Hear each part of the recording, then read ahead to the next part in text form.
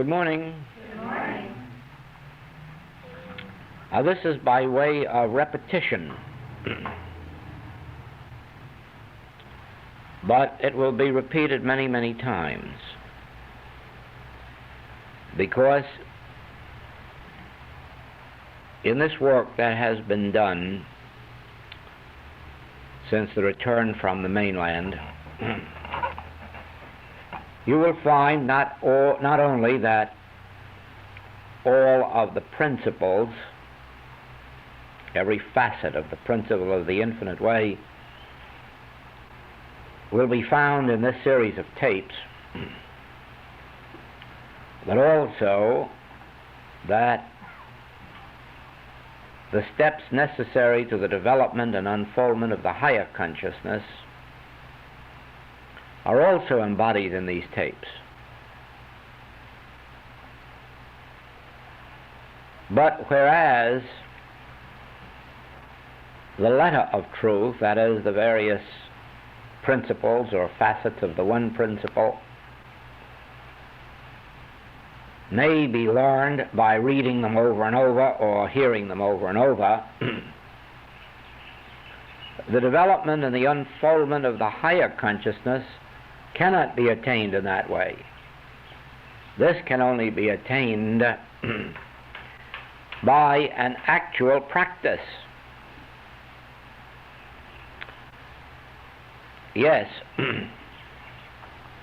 it may happen that an individual here and there will receive the illumination by grace.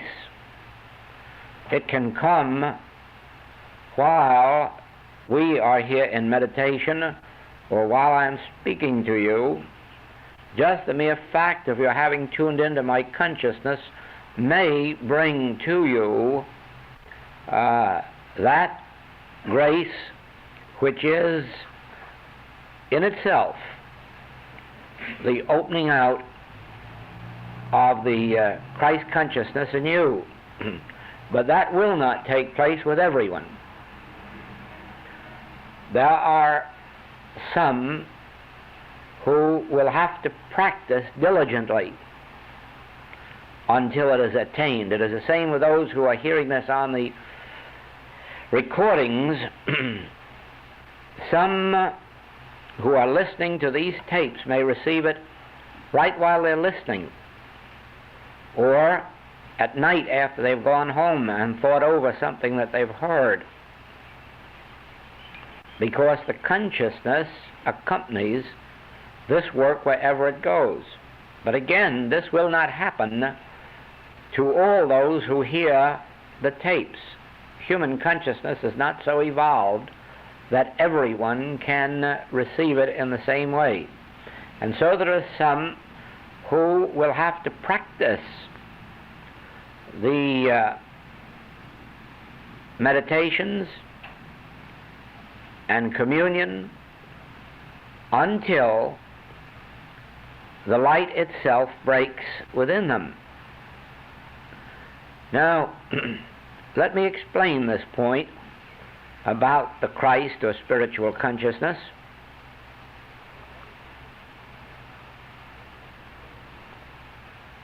Those of you who read Bertrand Russell's article in last Saturday's Star Bulletin on agnosticism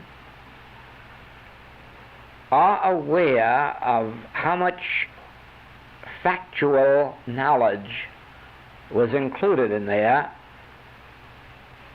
regarding the fallacy of the belief that church religion is really religion and has ever done much for the world of a constructive nature. As he said, the church has done more of a destructive nature in the world than it has ever done of a constructive nature.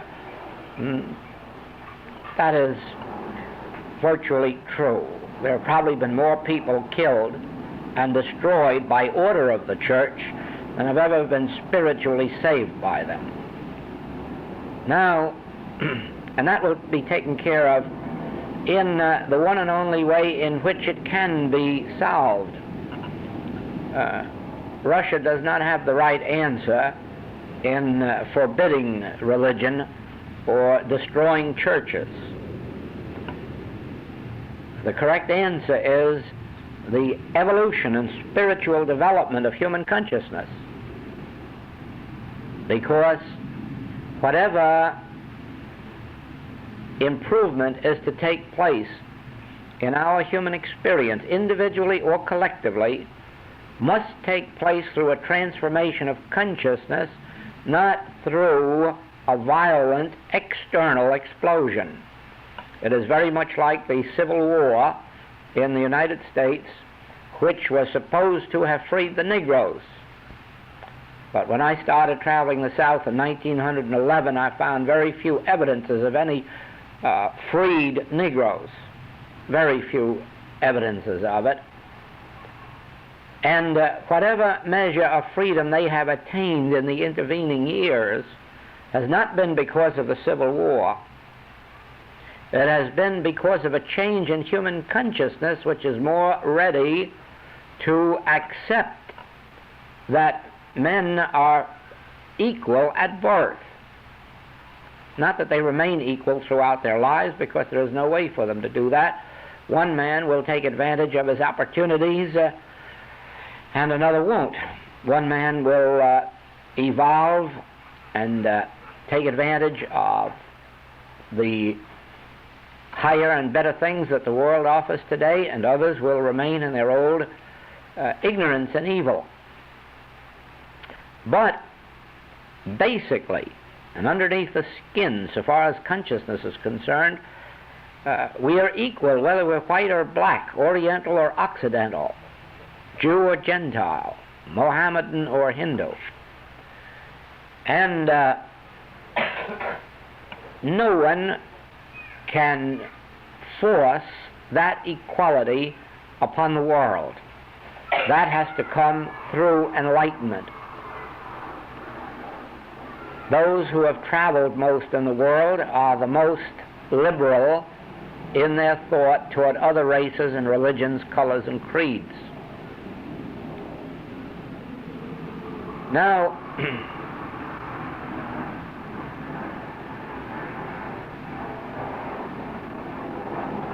when Mr. Russell finishes condemning the church, he leaves his article right there at the standpoint of condemnation, because he has no answer beyond that. He merely knows that what the church has done or is doing is in the main wrong, but he has no way of telling you what is right, because he doesn't believe in God himself. So his answer could only be to stop the churches doing what they are doing, and then leave us in the sublime ignorance which he acknowledges he himself is in. Of course, this, you understand, comes for only one reason. Mr. Russell and all the agnostics and atheists like him may have very good minds, very good reasoning ability, and they can read and analyze and study. And when they reach that limit, they have reached their limit, because they know nothing about a transcendental mind. They know nothing about the mind that was in Christ Jesus. They know nothing about a state of consciousness that transcends ordinary human knowledge. It is just as if there could be a group like us who had never heard of music, and had never heard music, and then could become absolutely convinced that there is no music and could be no music, and the proof of it would well be that when we heard music, we'd say, see that? Just a lot of noises. And so it is that when you show forth an evidence to an agnostic or an atheist of spiritual power, they say it's just an accident. Now, we have risen a step above that intellectual knowledge of what is right or wrong, in that even before we attain an actual experience of the Christ, we know there is such a thing to be attained. Something within us has already said there is something more than what the eye beholds. Something within us has already said to us there is something that the eye does not see, that the ear does not hear. In other words, we say there must be a God. There is a God. And even if we have not attained the experience of God, we at least have an inner conviction that is not based on knowledge, that is not based on intellectual perception or reasoning or thinking. It is based on something that has been called the still small voice, which assures us that even without plunging our hand into Jesus' side, we know that there is a resurrection. Now, the step beyond knowing this is experiencing it. And so we come to this point of either receiving by grace an illumination that brings us into the awareness and experience of Christ, or we faithfully practice until that attainment is achieved. Now, the practice consists of something along this line. Let us agree that we have in this room 12 or 15 or 20 people,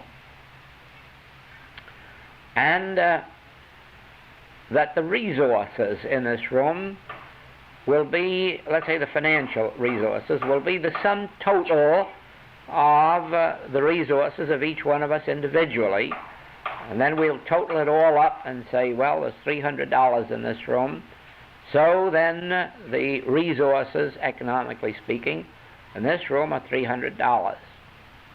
And now let us say then, how much physical strength is there?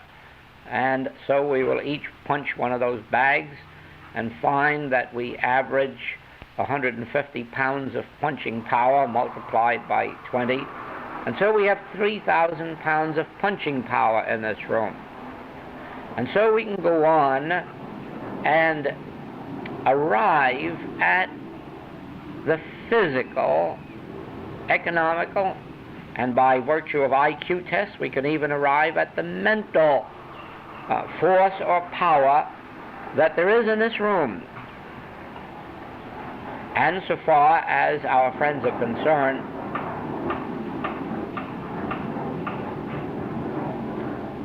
that really tells the story.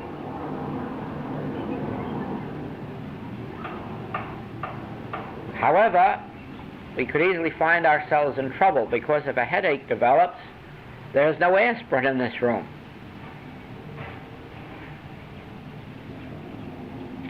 Well, now that's where we can illustrate this point. There isn't anyone here who doesn't know that there is something in this room that is invisible, that could take care of that headache situation. Do you see that? Think of that now. Everyone in this room knows that even without an aspirin tablet, that there is something in this room that can take care of that situation. And now can you not imagine our agnostic and atheist friends saying, "Show it to me"? And you say, "No, I'm sorry, I can't." You can't show it to me if you can't let me see it or hear it or taste it or touch it or smell it. I can't believe it. And yet we know that it is here. We know that.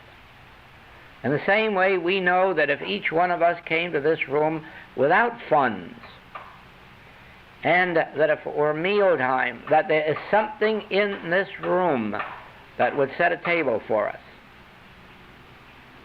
We know that there is something in this room that,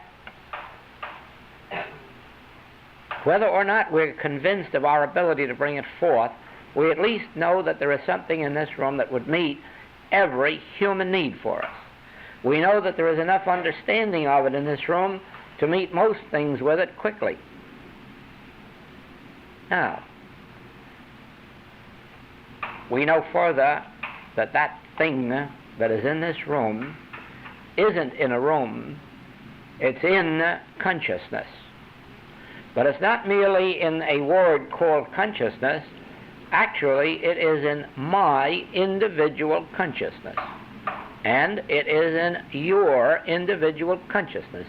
Everyone in this room is aware of the fact, and everyone listening to these tapes is aware of the fact that within their own being, closer than breathing, nearer than hands and feet, is Christ consciousness, a spiritual presence and a spiritual power which can set a table in the wilderness, which can heal the sick, reform the sinner, raise the dead, feed the hungry. There is that presence and there is that power, and it is here within you and it is here within me. Now, in some measure, you have seen it operate in my consciousness, and with some of you, I have seen it operate in your consciousness in some measure.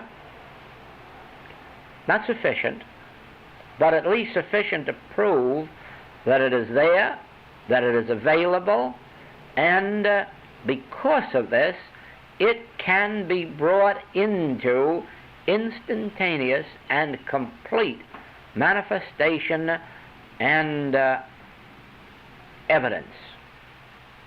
Now then, here is a statement of a transcendental nature, because it is a statement of something that cannot be proved by any evidence of the senses.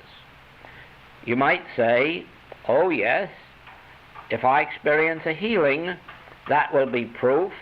Not necessarily. Scripture says if you raise them from the dead, they would not believe, and I have actually seen that in my life, not once but hundreds of times, where healings have taken place and somebody says, well, how do you know it wouldn't have taken place anyhow? And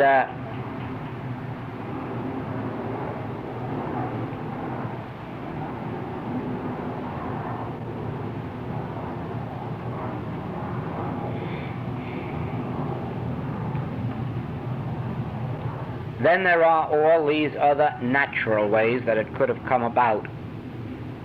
So that there is no way ever of convincing you or anybody else through the mind that there is a spiritual power or that you have seen it at work. There is, of course, the same inner awareness that tells you when you have experienced God in action, when you have experienced a spiritual healing. All so-called spiritual healings are not spiritual healings. In other words, the mere fact that you have turned to God or turned to a practitioner or teacher and received a healing does not in and of itself mean that a spiritual healing has taken place. Always remember this, that there are sometimes when you turn to spiritual help and nature just beats you to it and heals it up before you have any chance to realize your God consciousness. Many times there are people turn for metaphysical help and eventually get over a cold or grip or flu or something else and do not realize that nature in its own way has taken care of the situation without any help from the Spirit. But you yourself can't be fooled.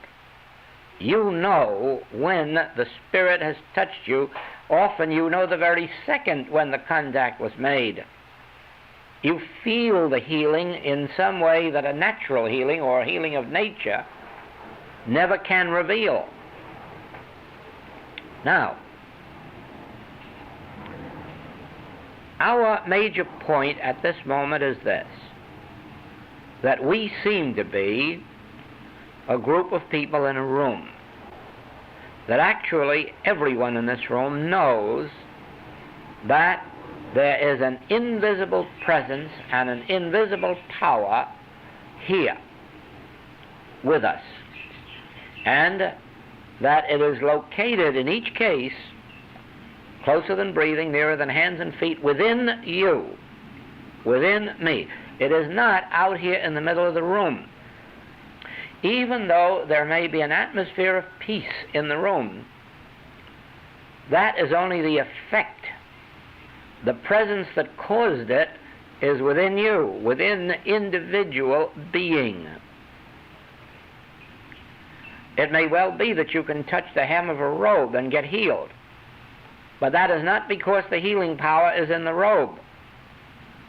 The healing power is in an individual consciousness, but in coming out like the perfume comes out of a flower, it may permeate the robe.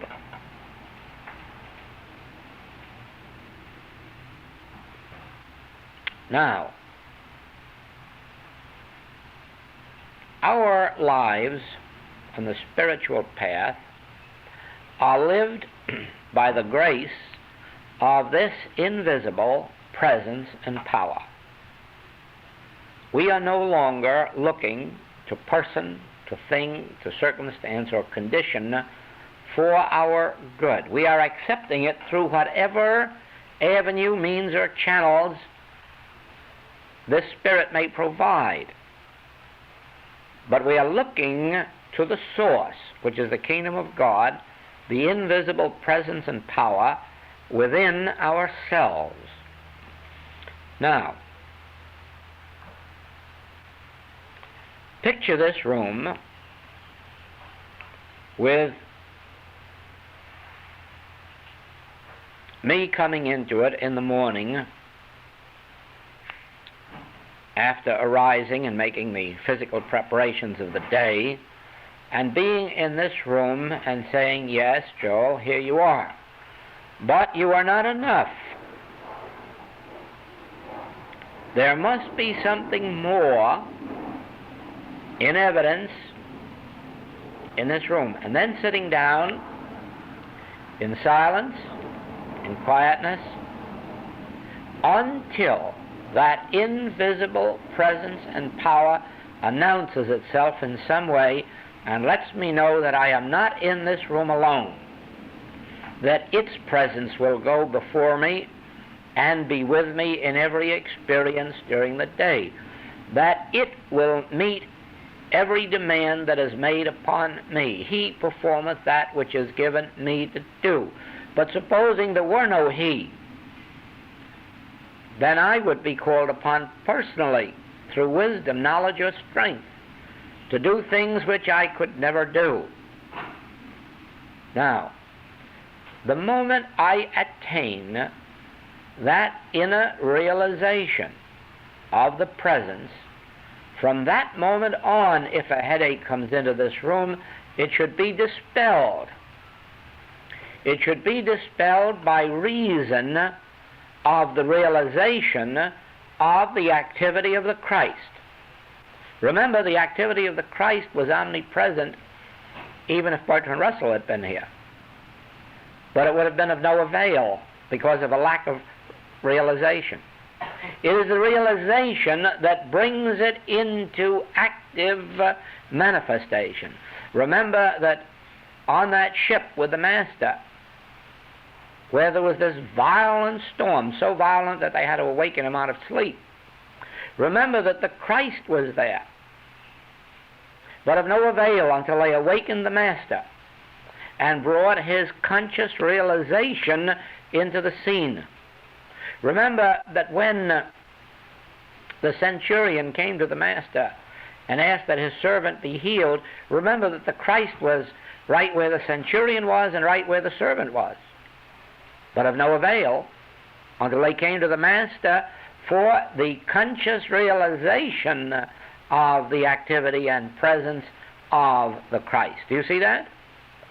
Never forget that this Christ is universal presence and power, even in hell, even in the valley of the shadow of death, even on the crucifix.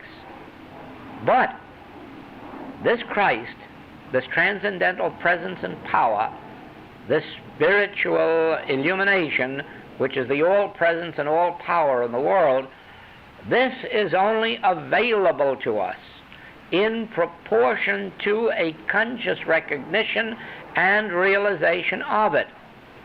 The first step we have all attained.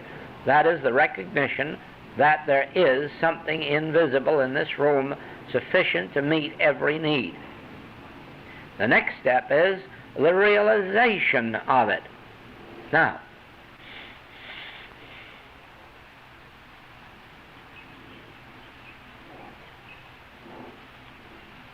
the function of a teacher, which will be your function as you go out in life, whether or not as a recognized teacher or an invisible one, is not important. But the function is, first of all, to reveal this principle.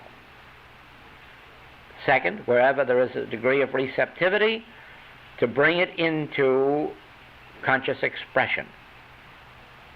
So is your function. First of all, you cannot function on a spiritual plane until you have attained that experience. Yes, you can be an instrument to lead others to it through the spoken or written word, but actually to function in the fourth dimension, you should be functioning there in your own life in order to be able to help others to function there in theirs. And to function in the fourth dimension means to have available to you that which you know is now within your own being, the Christ. Just as you can count up how many dollars you have, just as you can count up how much physical strength you have, so you should be able to say, ah, yes, but I still have something greater than all these, and that is this infinite invisible, which is the source of these others, and the multiplier, and the maintainer, and the sustainer, as well as the original creator. Now, every day, many times a day, all those who are part of this work through being in this room or being a part of the tape work must realize this truth, that it isn't sufficient to be Joel or Bill or Mary, unless you can bring into active expression this invisible center of your being, until you can bring yourself to that point where it speaks to you, where it voices itself or utters itself or reveals itself in some way. You are not yet functioning in the fourth dimension. The fourth dimension gives you access to the infinity of God. It gives access to the whole ocean of supply, economic, health, moral, intellectual. The whole sea of God is available. The whole sea of spirit is available. And all the resources in the fourth dimension of life. But that fourth dimension of life is the point that these agnostics, philosophers, and most religionists know nothing about. That is why religion is still so busy praying to a God who doesn't even know enough to know what they need until they tell it.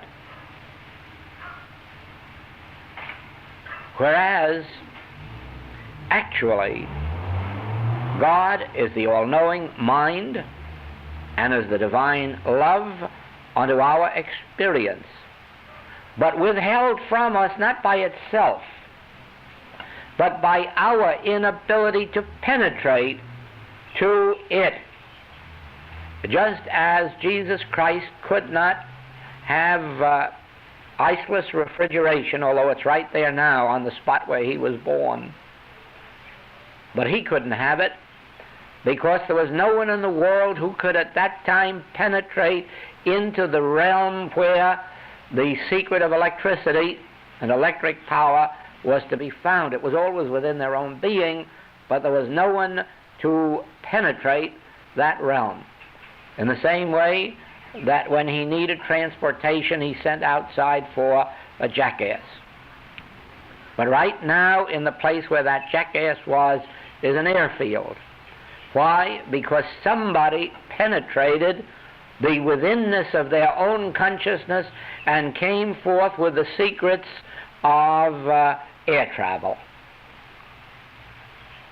Where did the Wright brothers find all that? In their consciousness. They went within and they brought into the without the secrets of air travel. So it is. The Christ, the fourth dimension of life, is an area of your own consciousness. It and all of its activities, functions, qualities, characteristics, nature, is within you. And it is when you get up in the middle of the night or early in the morning before the rest of the family is up and find your peace and quiet, that you can turn within and say, I know there is an outer me sitting here, but I also know there is an inner me. I also know there is a divine presence. I know the whole power and presence of God is right here where I am. I know that the kingdom of God is within my own being, and I know that I must be still enough and silent enough to let it come forth into expression. And then you see, you do away with the need for those aspirin tablets. And as the realization deepens, you gradually find dependence on persons, things, circumstances, and conditions dropping away and dropping away and dropping away until, regardless of what the need may be, there is a depth of consciousness that will reveal it. You see, this spiritual consciousness has depths. If you touch it lightly on the surface, you can very easily overcome colds, grip, flu, little lack or limitation or lonesomeness. But you'd have to go far deeper than that to work out your problem of supply. I don't mean just today's supply, but I mean the realization of omnipresence of infinite supply.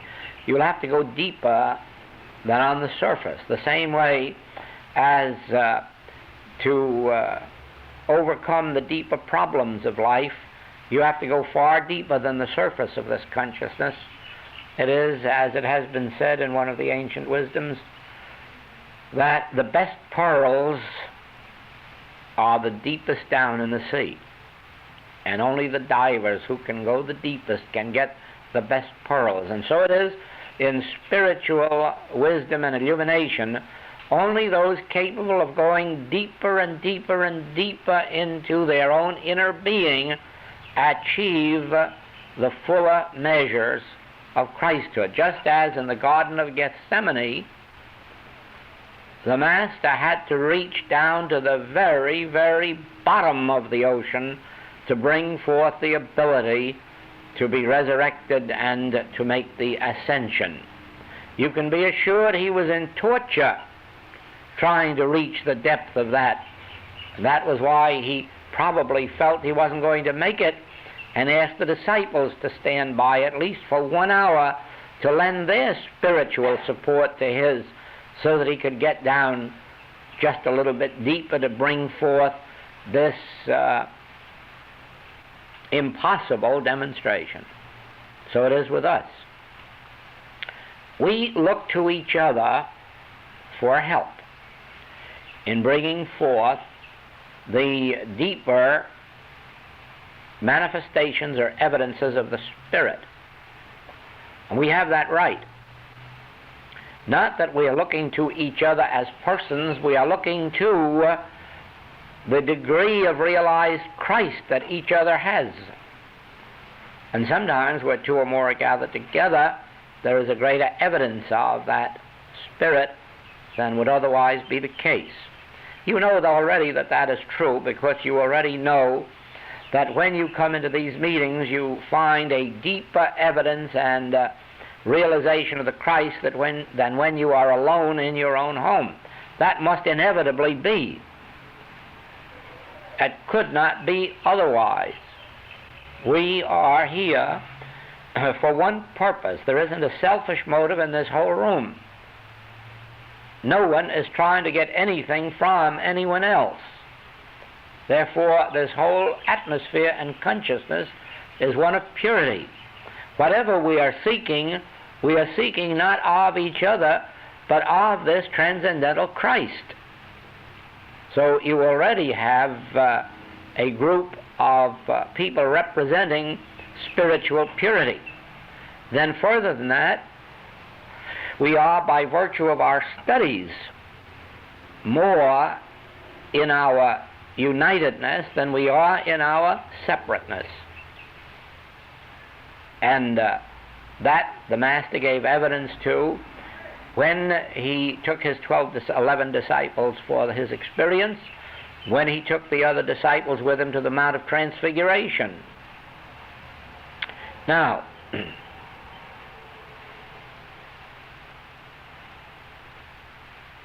I said this is repetition, but you see the purpose of it, because the continuous coming here, which acts in the same way that the continuous study of the writings or hearing of the recordings, all of this is an enrichment of consciousness and making it possible for us to go deeper. But the experience itself still is an individual one.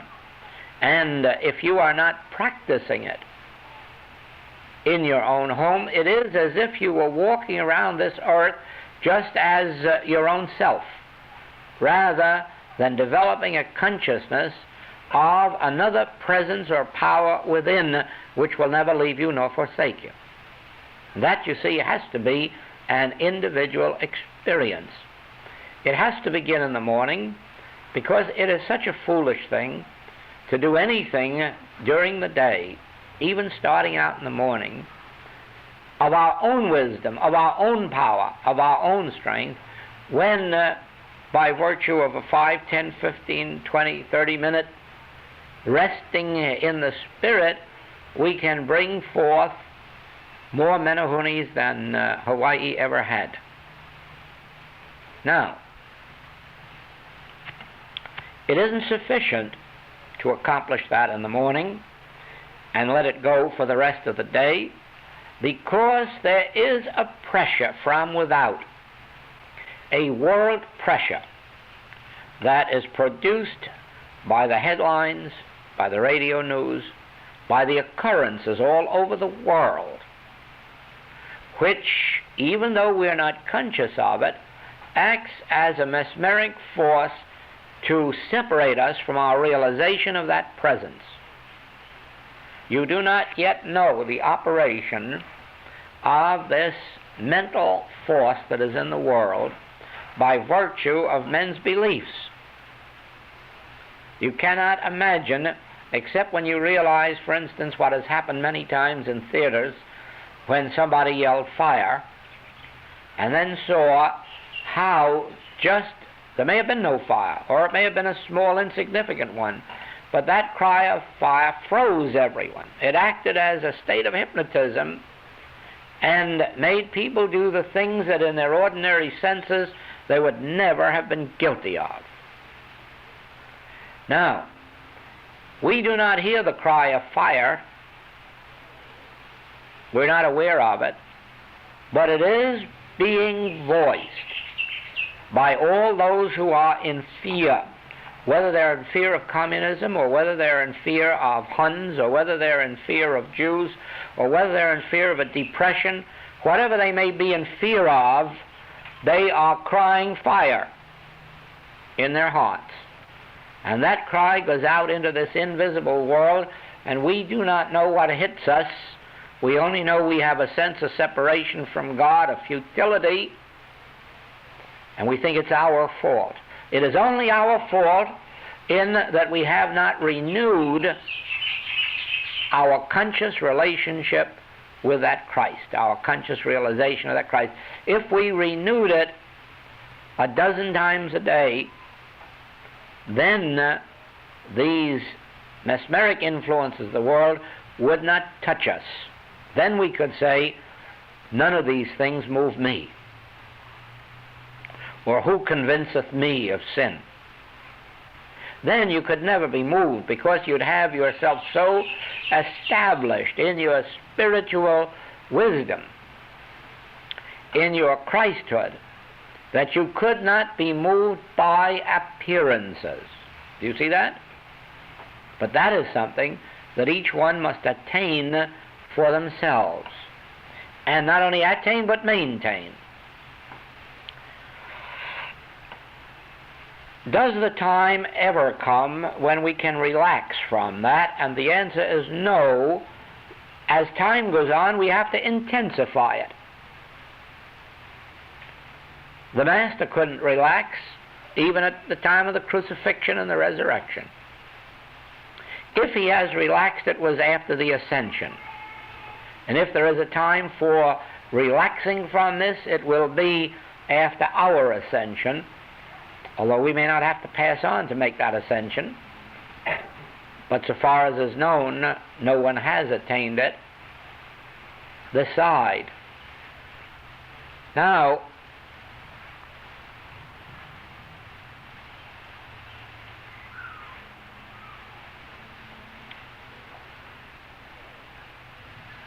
here is a world. Let's say I started by saying that here is a room, and all of a sudden somebody has a headache in it.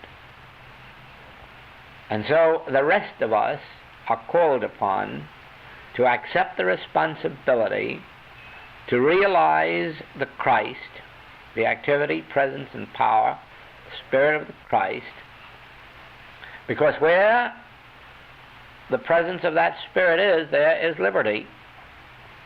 So wherever there's a realization of that presence, the headache must be dispelled.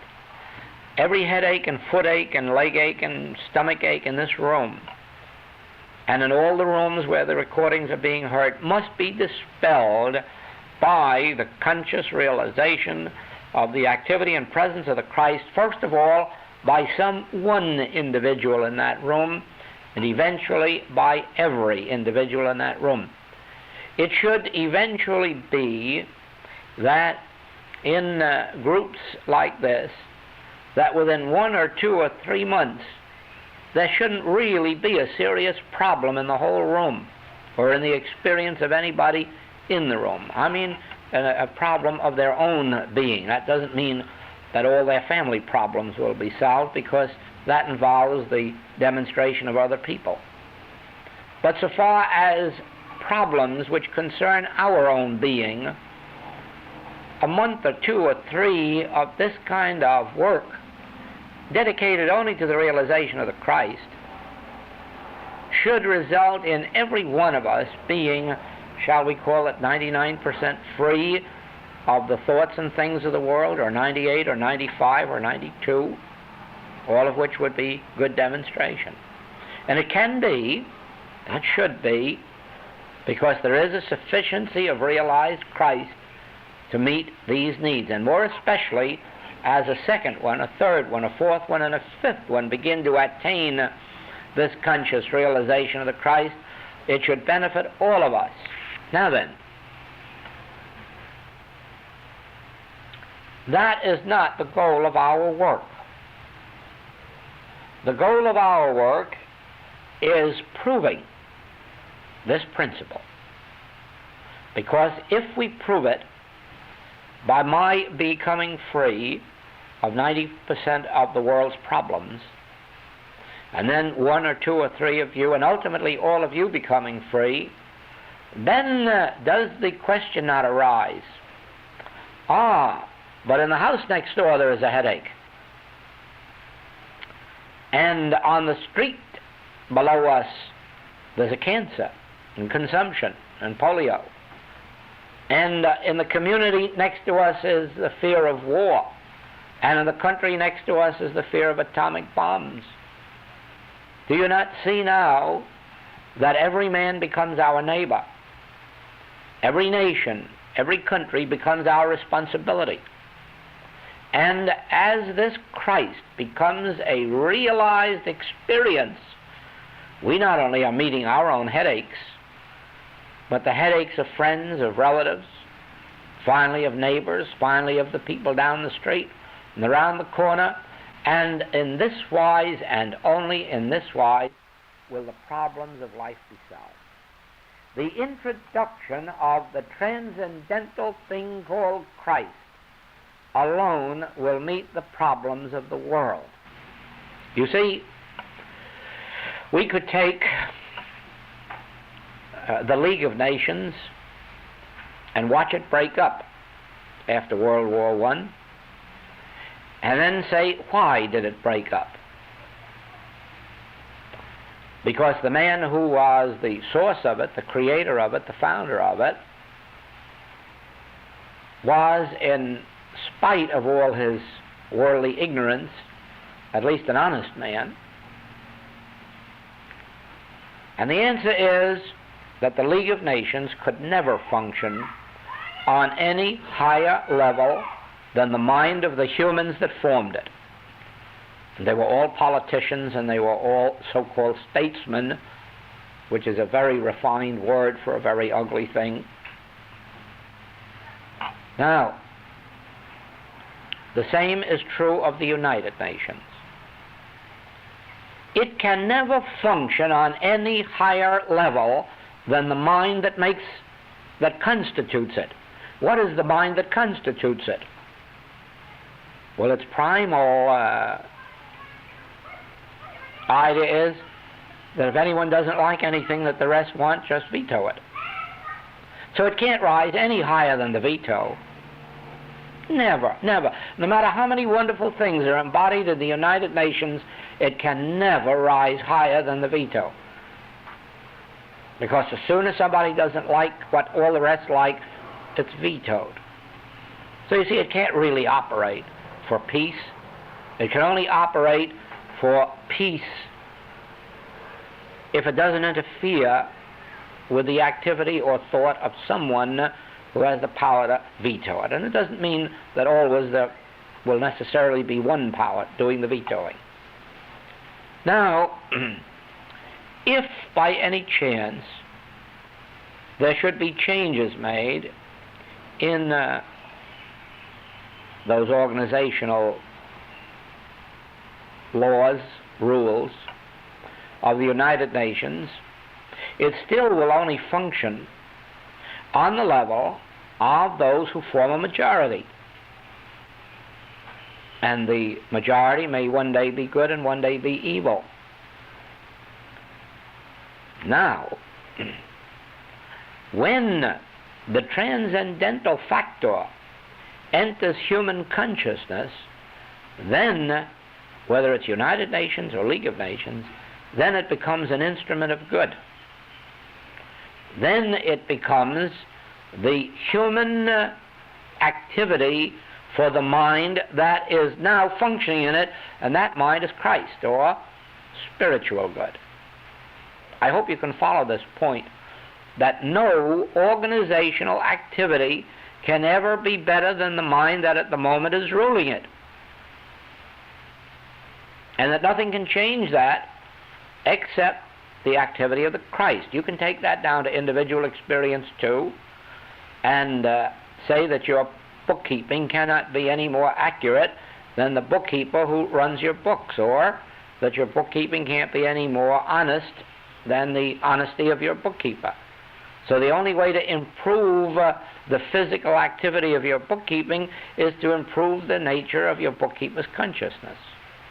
So it is with every factor of life.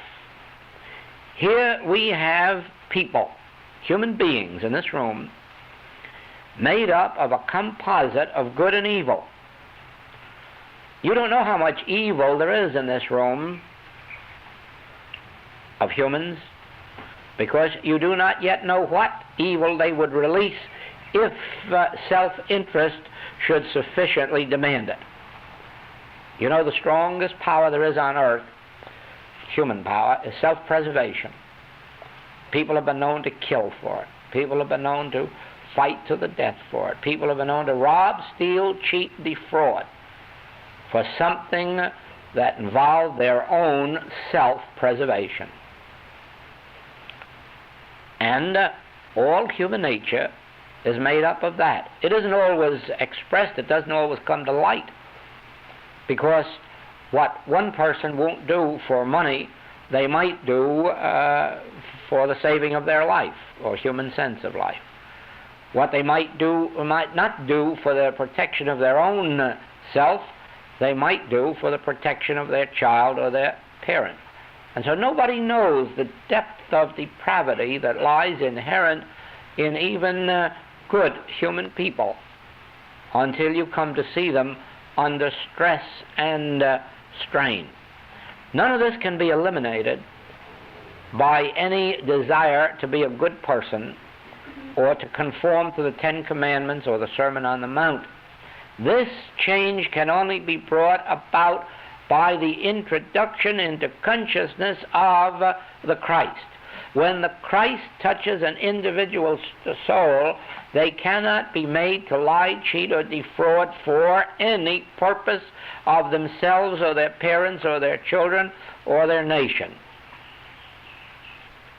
No human being has such a gift of goodness. Only the achievement of the Christ can make a person rise to where they're willing to lay down their own life for their neighbor's good, where they are willing to give up their own supply for their neighbor's supply. No human being ever can become that good. Only an activity of the Christ realized can bring forth such a life of impersonal devotion, not to people but to the principle of good. Now,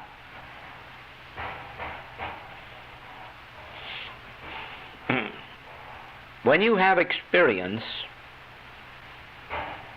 with an active practice or student body, and you get to see